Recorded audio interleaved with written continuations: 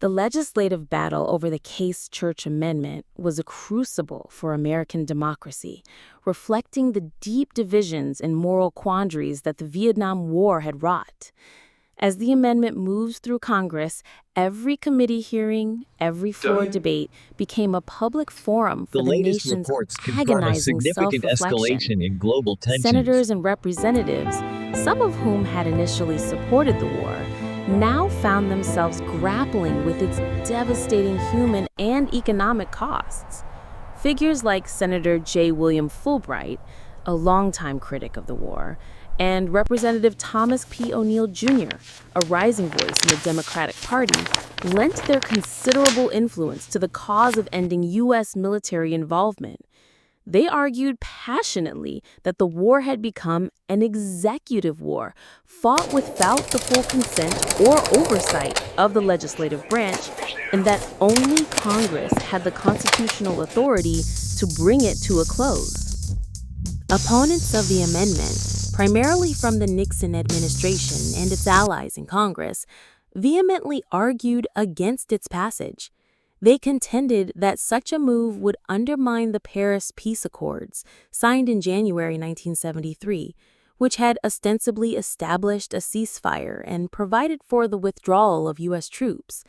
They warned that cutting off funding for air operations would leave South Vietnam vulnerable to a North Vietnamese offensive, betraying an ally and jeopardizing the fragile peace. Secretary of State Henry Kissinger, a key architect of Nixon's foreign policy, tirelessly lobbied against the amendment, emphasizing the need for flexibility and the dangers of congressional micromanagement in foreign affairs. The debates were not merely about policy, they were about principle, about the very soul of the nation and its role on the global stage. The public, weary from years of conflict and the constant stream of grim news, watched anxiously. Anti-war activists intensified their lobbying efforts, flooding congressional offices with letters and phone calls, organizing rallies, and staging vigils.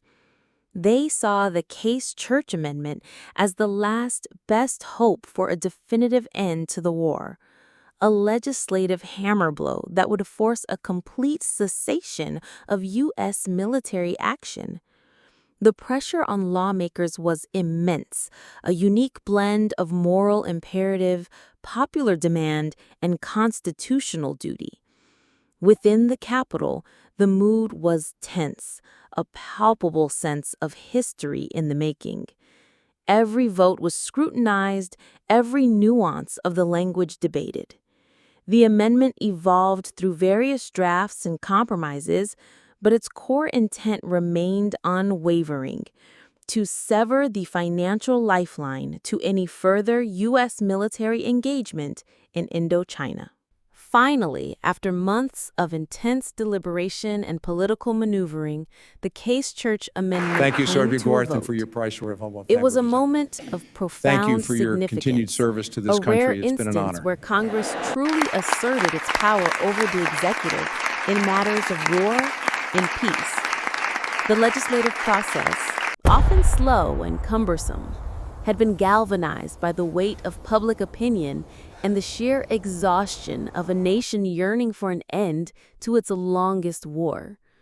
The passage of the amendment, first by the Senate and then by the House, was a landmark event, not just for the Vietnam War, but for the future balance of power between the President and Congress. It sent an unmistakable message. The era of unchecked executive authority and foreign military interventions was drawing to a close, and a new chapter of congressional oversight was beginning.